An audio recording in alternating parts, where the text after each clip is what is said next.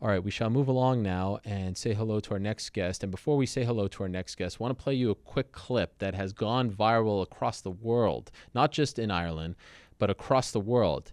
Truth be told, my wife and I have watched this clip a million times. I hope he doesn't mind that I say this. It is incredible. It is vintage Tony McGregor, who I've had on the show before, a one-of-a-kind character, the father of the notorious Conor McGregor. Of course, he's probably very excited for October 6th.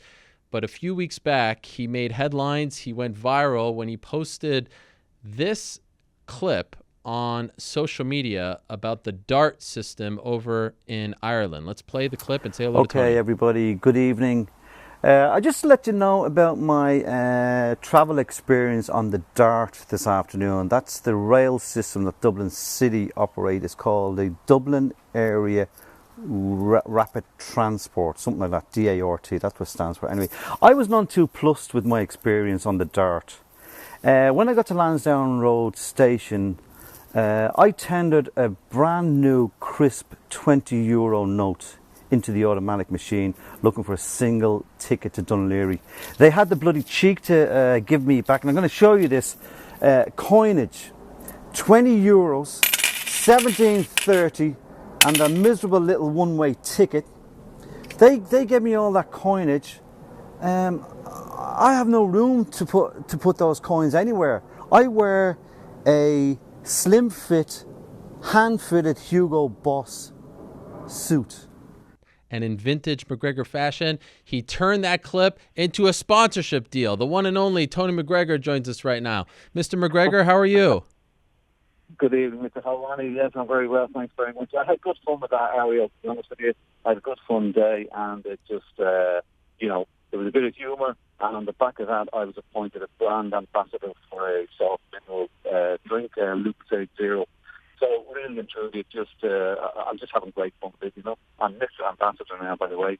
Mr. Ambassador Tony McGregor. So you were handing out free rides on the dart system on Friday in association with Lucozade Zero. You're their ambassador for the day.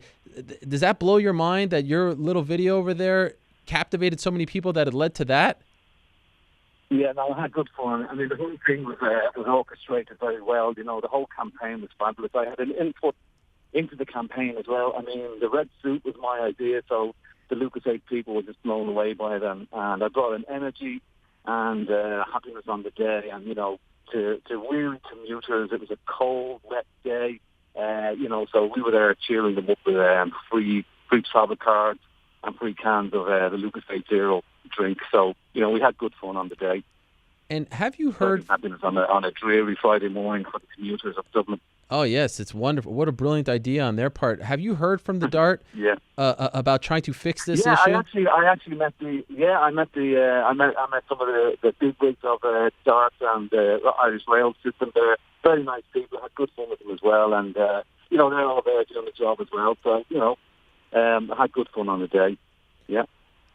Now, when you filmed this video, Tony, did you think that it would turn, were you trying to make a stink? Or were you just trying, explain to us what's going through your mind as you sit down and you sort of vent on social media about all this? What led you to do? Okay, what happened was I was just chronicling my day, that particular day.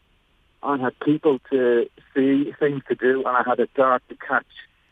So at the end of the day, I just surmised what happened during the day and just get my feelings towards the event on the day.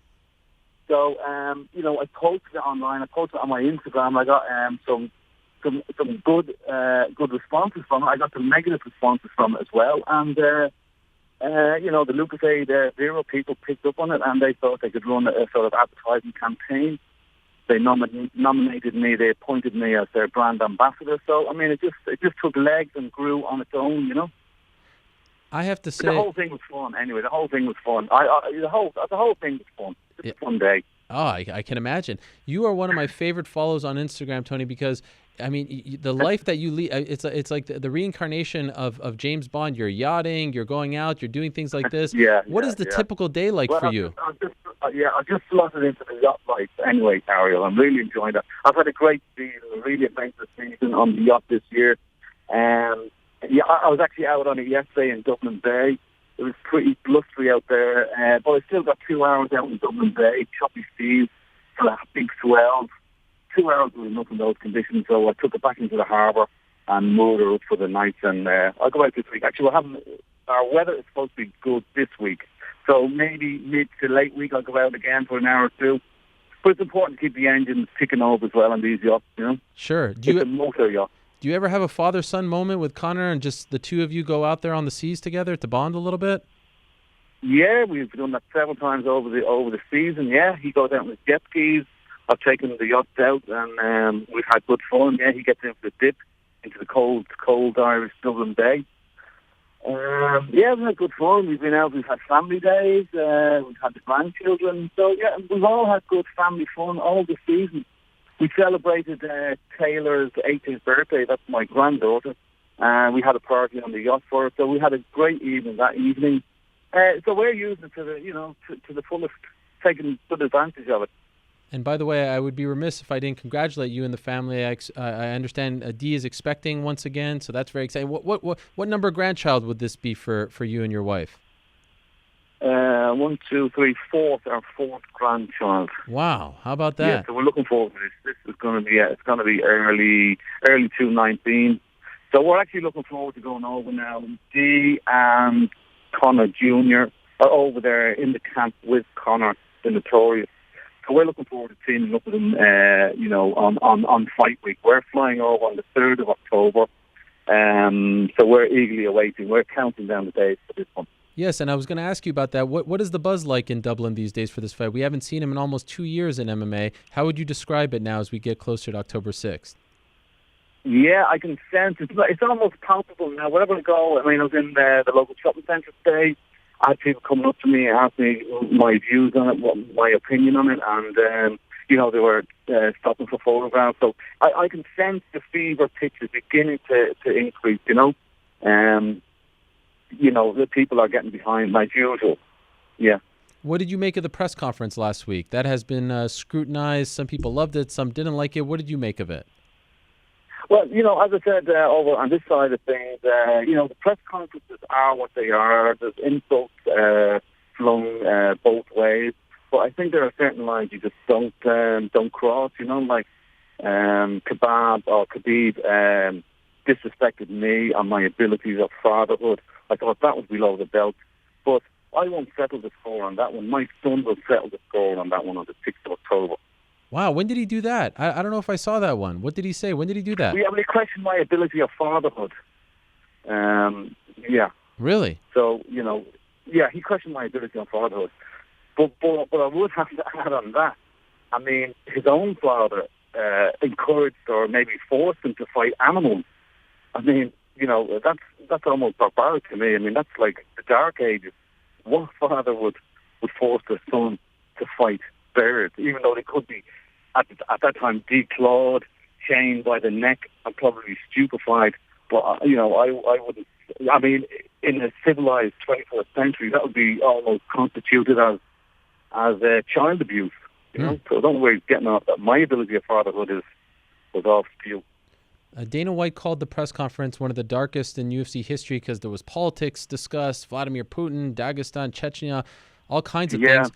Does it ever make you uncomfortable? This is your son. There's some people out there who might take umbrage with these comments. Are you ever uncomfortable worrying for his safety? Well, there's umbrage can be taken on both sides. So no, it doesn't affect me anyway. They are what they are.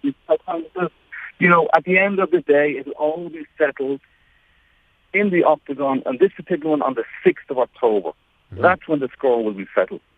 Forget about all the talk beforehand. That is when the issues will be dealt with. The issue of fighting. A lot of people believe that Khabib is his toughest test, given the style matchup, given the fact that he is so good at wrestling. Are you worried at all going into this fight? No, listen up.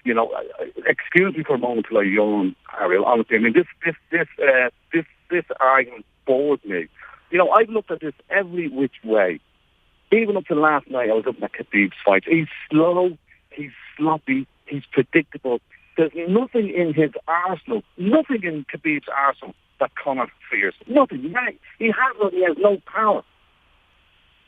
Conor's camp is possibly the most awesome camp to date. He's in peak physical condition. His power is unbelievable. When he strikes Khabib with that power, Khabib is too slow. He won't see this coming. Conor's power, Conor's speed, Conor's precision. Khabib has nothing to counter that. Nothing. He's going to be gone in the first round, without a doubt. I've just looked at it every way, Ariel. There's no way Khabib is going to survive the second round on this one. Wow, so you're predicting first-round knockout? We've had that old number before, the old groundwork. Yeah. Forget about groundwork. You know, he will not be able to stand Conor McGregor's power. It's unbelievable. Once Conor cracks his skull, that's it. Khabib is gone. He's too slow. And even if he tries to change and tries to be quick, he's going to fall back to his old ways. He's actually, to be honest with you, he's actually an amateur. I don't even know how he got to this level, really and truly. He's an amateur, fighting amongst amateurs. This octagon is a different octagon than he's ever fought in. When he steps into this octagon on the 6th of October, he's stepping in with a highly tuned professional, not the amateurs that Khabib has faced. I have to say, we have talked several times now. I don't recall ever hearing you this fired up. You're very passionate about this. Well, on this particular one, I am. I've seen, I've heard all this talk. They're trying to dig him up. I just don't see it. I honestly don't see it. Honestly, on the 6th of October, the truth will out. Conor is actually going to box him back to the amateur ranks where he belongs. I don't even know how he got to this stage to be fighting Conor. What is happening? This is incredible. Wow. So you're predicting first-round knockout? Absolutely and unequivocally first-round knockout. Wow. Okay. Honestly. Ariel, as I said, I've looked at it every which way.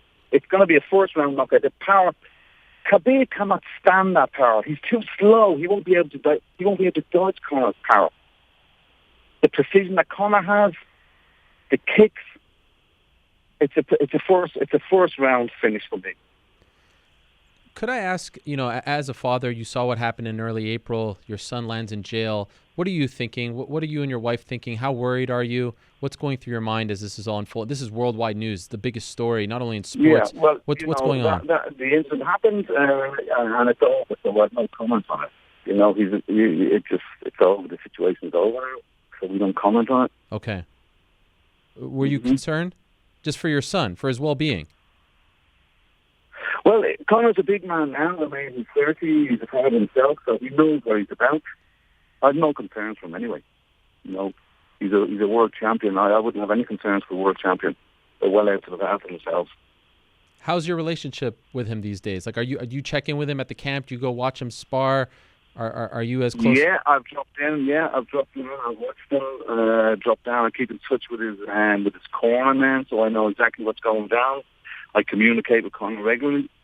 Actually, in minding his dog at the moment, so keep in touch quite regularly. Yeah. And there was a time where people like Dana White were saying they didn't think he'd ever come back to MMA. Were you one of those people, or did you always believe that he would eventually return? Yeah, of course he's going to return. That's where he belongs. That's where he's the king of MMA. So this is his arena. This is where he belongs. He was never going to leave. I knew he was always coming back. What a week for him last week with the launch and the unveiling of his Proper 12 whiskey. I understand it is flying off the shelves in Ireland. Have you tried it yet? And are you blown away by its success thus far? Yeah, to even branch out, and launch a business mid-camp is an amazing feat as well. I have tried it, Ariel. I mean, the name of the whiskey is Proper 12. It's been limited here. It's been limited to 2 bottles in one of the big supermarket chains because of that. There's that much of a demand. I do like the occasional whiskey, and of course, I'm a Proper 12 whiskey drinker now. At any point, does your son, cease to just kind of, exceed your expectations? At any point, do you say to yourself, like, I can't, what more can he do? Right? This is where I thought. You know something, Ariel? No, yeah. I'm never surprised. He never seems to do amazing, but it's all part of his plan. He's building his empire. It can go on from different tangents. I don't know. He built the MMA empire. Now he's his whiskey empire, his business empire. So, I think he just wants to add on a few more zeros onto those multi-million. It's incredible. I think he has a billionaire plan in mind, maybe. And what about for yourself? I'm still shocked that you don't have your own reality show. Someone surely, especially since this video came out, has to have reached out to. I mean, your family is one of the most and I'm not just talking about Conor. I mean, he doesn't even have to make one appearance in the show, and it's still just incredible entertainment. How has this not happened yet? Listen, Ariel, we've had good fun. I've had offers. I've been involved. I've been in discussions with TV production companies. Oh. I've had great offers. But due to different things, I've had to turn down offers. I've been involved in some great projects, some personal projects, and I'm taking over now. I'm coming out of retirement now. The brand ambassador was the first real offer of opportunity for me, and I took that opportunity. So I'm actually looking forward to getting back into the swing of things. But on the TV front, I have been in negotiations with TV production companies, and there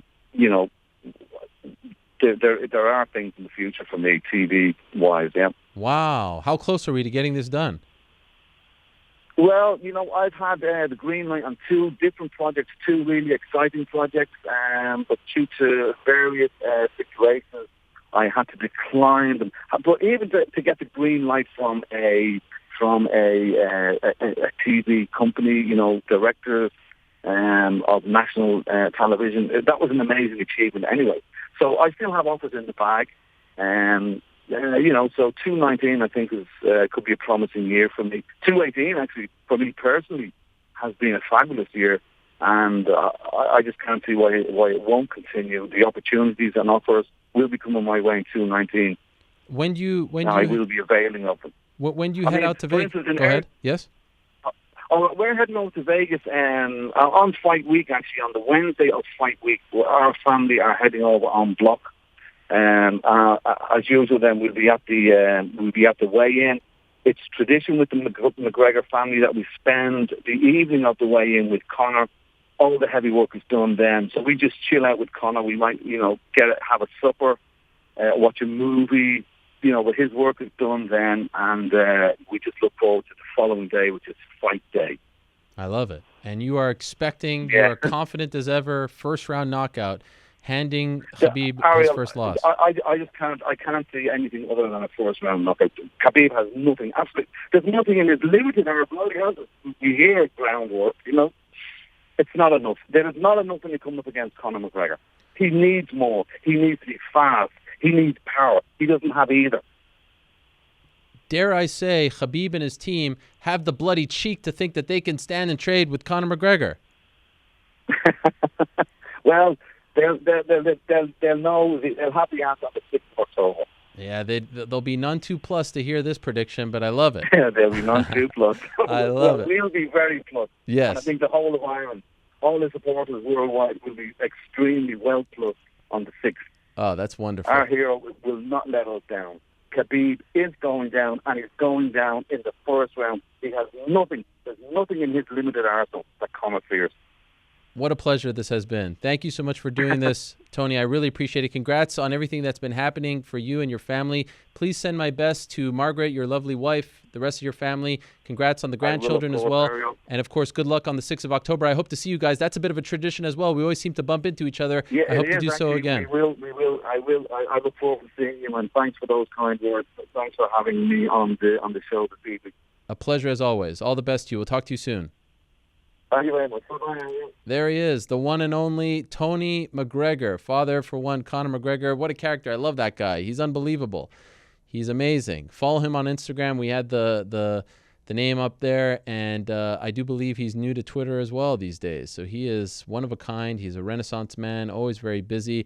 And if you haven't seen that video, I bet you're going to watch it now 10 more times because it's incredible. My wife and I, almost every night before we go to bed, we watch that for a nice laugh. It's incredible. It's just pure entertainment. The bloody cheek, none too plus, amazing. It's one of the highlights since we launched the show, getting him to say that.